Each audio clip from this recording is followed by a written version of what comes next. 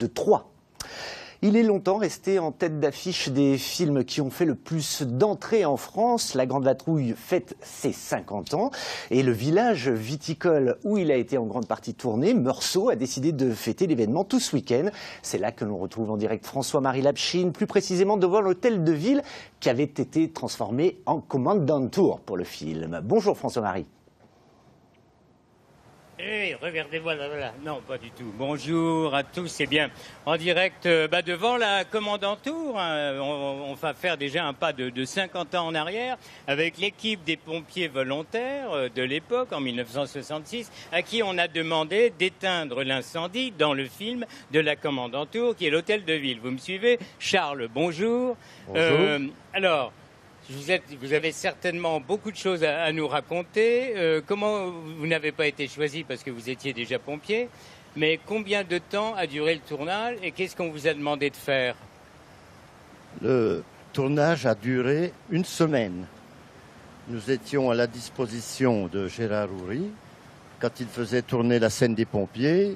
Les pompiers, c'est à vous, on était là, mais on passait les 3/4 du temps à l'ombre sous les arbres. Bon, c'est le cinéma. Et à l'ombre sur les arbres, De Funès, on ne le voyait pas trop, mais il y a Bourvil qui venait. Bourvil venait vers nous, nous racontait des histoires, comme si on avait été à l'école avec lui. Et il rigolait tout en racontant, il rigole lui-même, avant même de... Alors, concernant De Funès, j'ai dit que c'était déjà une grande star, mais Bourvil aussi, mais c'était pas la même nature. Vous l'avez un peu moins vu. Oui, Monsieur De Funès arrivait après avec une belle voiture et son chauffeur. Et Gérard Houry se précipitait pour lui demander, Monsieur De Funès, est-ce que vous voulez tourner tout de suite dans un quart d'heure, une demi-heure? Ça vous a poursuivi, ça vous poursuit depuis toujours, ça? Mais ça fait 50 ans, oui, c'est une période de ma vie qui a marqué beaucoup. Alors, on va retrouver quelqu'un qui n'était pas pompier à l'époque, mais qui est devenu l'élu de la cité, j'allais dire. Bonjour, vous êtes le maire donc de Meursault. Une petite anecdote, quand vous aviez 22 ans, vous n'étiez pas un gamin quand même. 22 ans, moi je me souviens très bien du tournage, mais surtout de quelques scènes, notamment la Kommandantur, quand la Kommandantur a eu... Quand il y a eu le feu de la Kommandantur et la scène des pompiers, je me rappelle de cette scène-là. Et je me rappelle aussi de mon père qui me racontait que les Allemands venaient s'habiller dans la salle Saint-Vincent et il avait l'impression que c'était encore la guerre, il les voyait passer devant chez lui. Voilà, ça c'est une des anecdotes de... D'accord. Alors un petit mot sur la réalité d'il y a 10 ans, parce que vous avez fêté le 40e anniversaire, il y a eu 3000 personnes, c'est ça, qui sont venues, et là vous en entendez plus. Qu'est-ce que ça change dans la cité de Meursault? Je pense que ça va changer beaucoup, puisque les 40 ans... Au niveau des restaurants, de l'hôtellerie, etc. Les 40 ans se sont déjà bien passés, et les 50 ans c'est encore un nombre... C'est encore mieux, et il y a eu beaucoup de publicité de fête. Moi, je pense que les hôtels et restaurants vont beaucoup travailler. On fait pour recevoir les gens. Ça va, du point de vue économique, je pense que c'est très bon.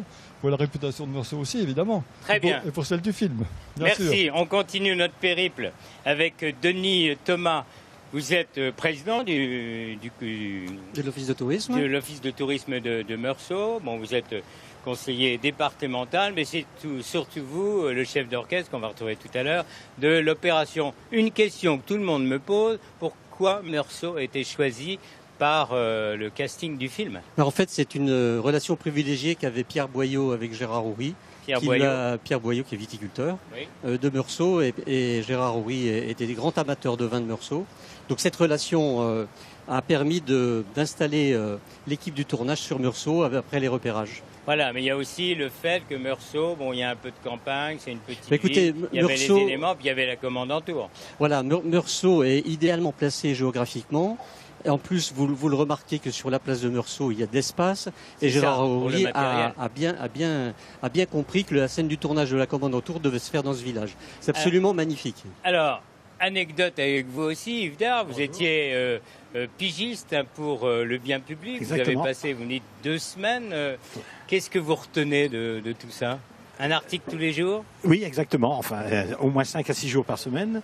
Et puis, un tournage que je qualifierais d'hollywoodien. Les moyens de Houry étaient énormes. Oui. À Beaune, les scènes ont été un peu intimistes. Oui. Mais ici, il a fait, si on peut dire, du grand spectacle avec l'incendie. Et puis, une chose dont je me rappelle, une scène qui passe peut-être rapidement dans le film, mais qui a demandé un énorme travail, c'est la fuite de la carriole avec les tonneaux sur le pont de Meursault qui est situé un peu plus bas. Et ça a failli tourner à la catastrophe parce que le cascadeur qui est venu avec sa carriole, ses chevaux, s'est aperçu au premier essai, mais un peu tard, que la carriole était plus large que le pont. Denis Thomas, très vite, le programme de demain. C'est un programme très festif.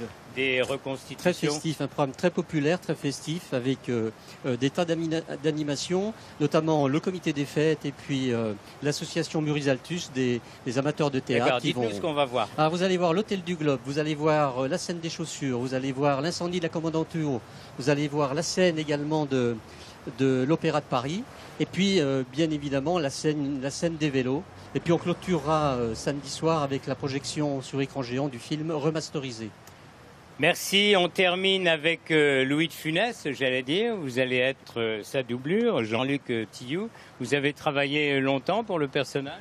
Disons que le film, je l'ai vu 50 fois, donc à force de l'entendre, forcément on le connaît.